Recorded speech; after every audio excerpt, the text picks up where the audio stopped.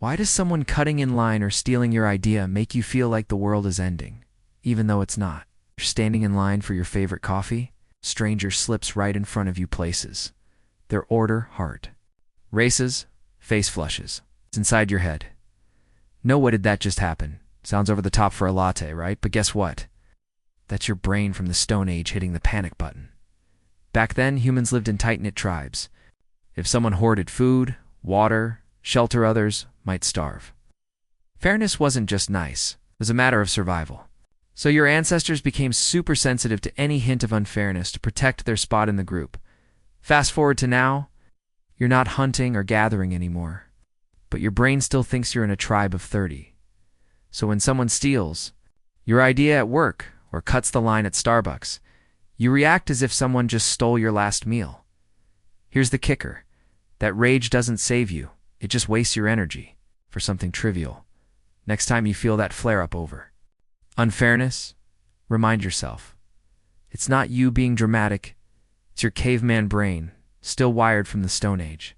Why does someone's nicer car, or their perfect Instagram life, make you feel like you're losing at something? Even when nothing's actually wrong, you're driving your old car. Next to you, a shiny new Tesla glides by. For a split second, you feel smaller, inferior, like you're falling behind in some invisible race. Why?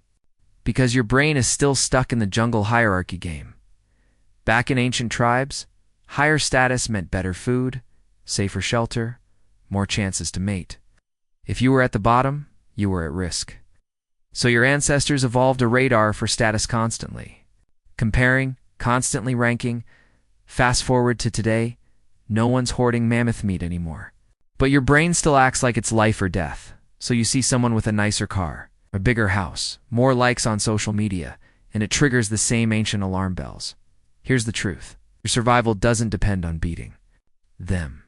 But your brain hasn't updated the software. Next time you feel envy creeping in, remember, it's just your Stone Age brain, still playing a game that doesn't matter anymore. Why does losing $20 hurt way more than finding $20 feels good? You're checking your wallet, gone. $20, your stomach drops. A wave of frustration. Ruined your mood for the rest of the day. But when you randomly find $20 on the street, you smile. It's for like 5 minutes. Then you forget about it. Weird, right? That's because your brain is wired with loss aversion. Back in prehistoric times, losing something, food, tools, resources, could literally mean death. But gaining something, it was nice, but it didn't instantly save you, so evolution gave you a built-in bias. Losses feel twice as powerful as gains. Fast forward to now.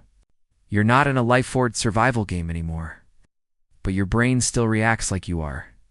That's why you cling to bad investments, why you can't throw out stuff you never use, why the fear of losing keeps you stuck. Even when there's nothing real at stake. Here's the reality. Your brain exaggerates losses. They're rarely as catastrophic as they feel. So when you lose a little, take a breath. Just not the end of the world. Just your caveman brain, still panicking over a missing coconut. Why does a traffic jam, or the way someone loads the dishwasher, make you unreasonably stressed? You're on your way to work. It's traffic stops. No warning, no escape. Your chest tightens. Your mind races. Suddenly you're angry at everything, or someone rearranges the dishes in their way, not your way. And somehow, it ruins your mood. Sounds silly. Your brain isn't reacting to dishes or traffic. It's reacting to a loss of control, back in harsh environments. Control meant survival. If you couldn't control your food, your shelter, your plans, you could die. So your ancestors evolved an obsession with managing their surroundings. Fast forward to today, you're not fighting for survival. But when things don't go as planned, your brain still sounds the alarm, as if losing control of the road is the same as losing control of your life. Here's the thing. Most of what you need to control isn't actually life or death anymore. So next time the dishwasher drama triggers you, remember it's just your Stone Age brain still trying to save you from problems that no longer exist. Why does trying something new, like a strange food or walking into a dark room feel uncomfortable. You're at a restaurant. The menu has something you've never heard of. It looks weird. It's in your first instinct. Maybe I'll just stick with what I know. Or you're home at night. The hallway light is off. You hesitate, even though you know nothing's there. You still feel uneasy. That's because your brain is wired to fear the unknown. Back in ancient times, is anything unfamiliar, a strange plant, a dark cave, an unknown animal could be deadly. So the safest bet, avoid it. Stick to what you know. Works fast forward to today. You're not in the wilderness anymore, but your brain still treats novelty as a threat. That's why you avoid new routines. Why you stay in your comfort zone. Even harmless change feels risky. Here's the twist: most unknowns today aren't dangerous at all. But your Stone Age brain hasn't caught up.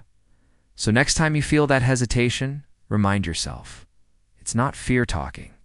It's just your ancient survival software, still trying to protect you from imaginary predators. Why does a tiny favor like someone buying you coffee make you feel like you owe them something back?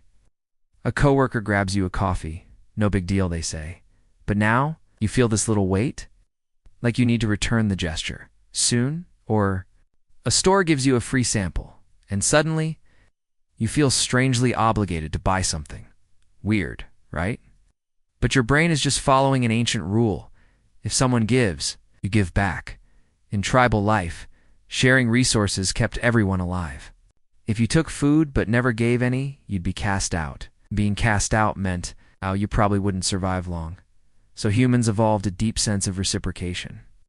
A mental itch that says, don't be the freeloader. Look at it. Back. Fast forward to today, marketers exploit this all the time. Free samples, free trials, little gifts that hook you. But here's the thing. Most modern favors aren't about survival anymore. That obligation you feel, it's just your Stone Age brain, still terrified of being the outcast in a tribe you're not even part of. So next time you feel pressured to repay something small, pause. It's not a debt. It's just ancient wiring, still running in the background. Why do you suddenly want something? It's because everyone else does. You're scrolling through social media. Everyone's raving about a new gadget you didn't care before. But now, you feel like you need it, or you're in a group. Everyone agrees on something you're not sure about. Instead of speaking up, you just nod along. Why? Because your brain still runs on herd mentality. Back in ancient times, being with the group meant safety. If the tribe ran, you ran. No questions asked. Because staying behind alone, that usually meant death, so humans evolved a powerful instinct. Follow the crowd. Don't risk standing out. Fast forward to now. You're not escaping predators anymore, but your brain still treats the group as your lifeline. That's why you join trends. Why you believe things just because everyone else does. Why fake news spreads so easily. Here's the truth. The crowd isn't always right. But your Stone Age brain doesn't know that, so next time you feel the urge to go with the flow, pause. Ask yourself, am I choosing this? Or just following the herd? Why do you crash every afternoon and sometimes wake up wide awake at 3 a.m.? It's 2 p.m. You've had coffee. You slept okay last night, but suddenly your body feels heavy, your brain foggy. You just want a nap, or it's the middle of the night. You're supposed to be asleep. But your eyes pop open for no reason? Strange? Not really. It's your brain following an ancient sleep rhythm. Back in prehistoric times, humans didn't sleep in one long block. They slept in short bursts, a few hours at night. A nap during the heat of the day. It's always light, always alert, because danger could be anywhere. So your body evolved biphasic sleep, a built-in pattern of sleep, wake, sleep again. Fast forward to today, you live in a world of alarms and 9-to-5 schedules. But your brain still wants those short, scattered rests. That's why you get drowsy midday. Why your body naturally stirs at odd hours of the night. It's not bad sleep. It's Stone Age sleep, trapped in a modern world. So next time you hit that afternoon slump, or wake up in the dark for no reason, don't panic. Your brain's just following a survival rhythm that worked thousands of years ago.